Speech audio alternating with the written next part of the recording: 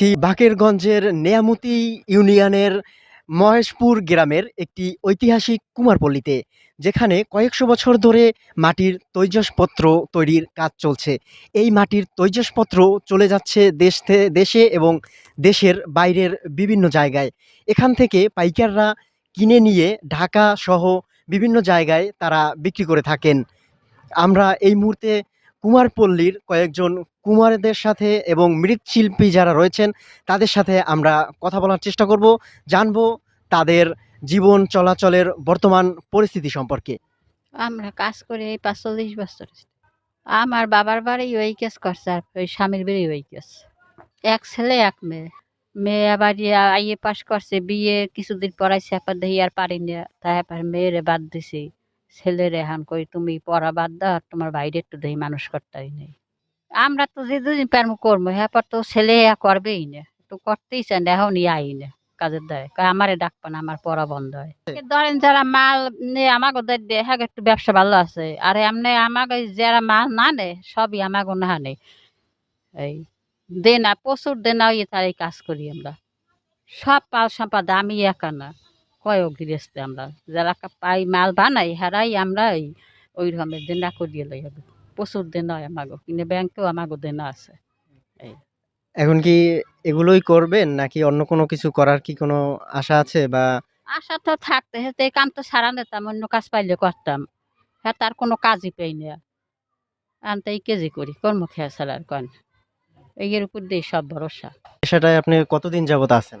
এটা আছি দাদা কালে আপনাদের কই আমার ছোটবেলা হইতে পেন্টুল পরি খাইতে হয় পাকিস্তান পিরিয়ড হইতে 14 পুরুষ এই পেশা আমাদের। এখন তো অনেক কিছুই পরিবর্তন হয়েছে। এখন আমরা দেখতে পাচ্ছি যে প্লাস্টিকের ব্যবহার বেড়ে যাচ্ছে, তারপরে মেলামাইন এগুলোর ব্যবহার কিন্তু দিন দিন বেড়ে যাচ্ছে। তো এই অবস্থাতে আপনাদের এটা কিভাবে ধরে রেখেছেন?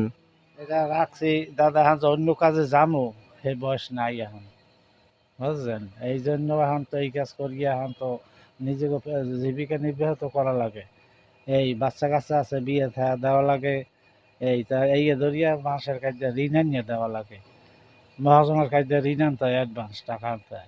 পরিশ্রম তো দাদা, অজস্র পরিশ্রম দাদা। না একটা মাসে ধরেন খাইয়ে লইয়া সমান সমানও থাকতে পারি না, কিছু ঋণ বাজাই লাগে। এই জন্য তো লাখ লাখ টাকা ঋণ হয়ে গেছি। এখন তো আর কোনো মানে যে যাইয়া কোনো কাজ করবো, এখন তো জিম্মি হয়ে গেছি। আপনাদের এগুলো বিক্রি করেন কোথায়? ঢাকা, ঢাকা নিয়ে যায়।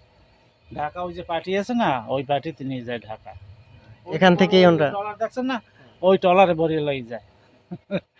আপনার সে গোসাইর ঘাট, এরপর ওই পোস্তখোলা ওই জায়গায়, শামপুর পোস্তখোলা ওই জায়গা নেই, এরপর ওই জুরেন নেই, বিভিন্ন জায়গায় নেই, এরপর ভৈরব, সিলেট ওইসব জায়গায় যায় মাল। এটা নিয়ে ভবিষ্যৎ পরিকল্পনা কি আপনার? এটা কি ধরে রাখতে পারবেন কিনা? দাদা এটা ধরিয়ে কেমনে রাখবো, ধরিয়ে রাখতে পারি যদি একটু আর্থিক সাহায্য যদি ব্যাংকে দিয়ে পাই অল্প ঋণে, তাহলে মহাজন বিদায় দিতে পারি, বুঝেন না? হেলে এই মহাজন সিস্টেমটা কি একটু যদি বলেন। মহাজন মাল কি এই মালটা সব কেনে কেনে তারে আপনার পার্সেন্টেজ দিতে হয়। জানো এইটা 7 টাকা, এইটাকে বেচা লাগে 5 টাকায়, হ্যাঁ 2 টাকা ছাড় দিতে হয়, বুঝলেন? এই জন্য তো আমরা অনেক পিছনে। এখান থেকেই দর্শনার্থীরা এসে বিভিন্ন জিনিসপত্র ক্রয় করে নিয়ে যান। আমরা একজন দোকানির সাথে কথা বলবো, জানবো তার কথা। এগুলোর বেচা বিক্রি কেমন হয় এখানে? বেচা বিক্রি আছে, কোনো সময় ভালো হইবে, ঈদ কোরবানিতে একটু বেচা কিনে ভালো হয়, পুজোয় একটু ভালো হয়। এছাড়া নিম্নমত বেচা কিনে হয় ধরেন 200 হইতে 400 হইতে 500 হইতে এইরকম। আবার 1000 হইবে 2000 হইবে। এগুলো কি এই স্থানীয় মানুষজনই কিনে নাকি দূর থেকে আসে তারা কিনে নেয়? এখন স্থানীয় মানুষরা কিনে না, এখানে দূরে কোনো মানুষ লোক আসে হেরাই কিনে না। এগুলো বিক্রি করে লাভ কেমন থাকে? মোটামুটি সীমিত। আপনারা কি ভিতরে বানান কিছু নাকি শুধু বিক্রি করেন? আমরা বিক্রি করি, আমরা বানাই না।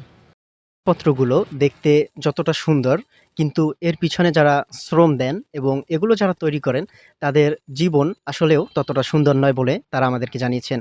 বর্তমান আধুনিকতার যুগে তারা এগুলো নিয়ে কাজ করতে গিয়ে হিমশিম খাচ্ছেন বলে আমাদের কাছে তারা ব্যক্ত করেছেন।